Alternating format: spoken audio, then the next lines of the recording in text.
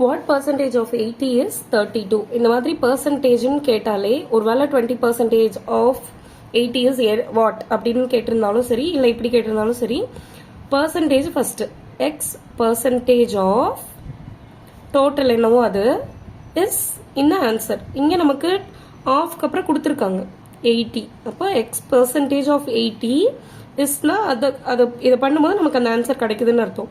Is 32. ஆஃப்னு இருந்தால் நம்ம என்ன பண்ணுவோம், அதில் எக்ஸ் பர்சன்டேஜ், அப்போ மல்டிப்ளிகேஷன். அப்போ எக்ஸ் பர்சன்டேஜை மல்டிப்ளை பண்ணுறோம் அப்படின்னு அர்த்தம். சரியா?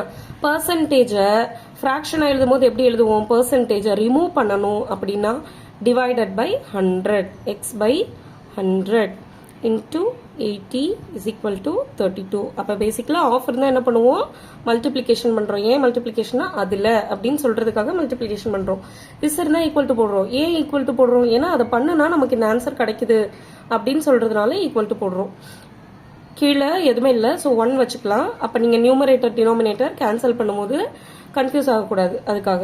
ஸோ மேலே ஒரு 0, கீழே ஒரு 0. 8ம் 10ம் 2 டேபிள்ஸில் கேன்சல் ஆகுமா? அப்போ 8 கேன்சல் பண்ணால் 4 வரும், 10 கேன்சல் பண்ணால் 5 வரும். ஸோ நீங்கள் X by 5 into 4 is equal to 32. 4 opposite side போச்சுன்னா இங்கே மல்டிப்ளிகேஷனில் இருக்குது, ஸோ டிவிஷனில் போகும். 5 ஆப்போசிட் சைட் போச்சுன்னா இங்கே டிவிஷனில் இருக்குது, அங்கே மல்டிப்ளிகேஷனில் போகும். சரியா? அடுத்து 32 டிவைடட் பை 4 8.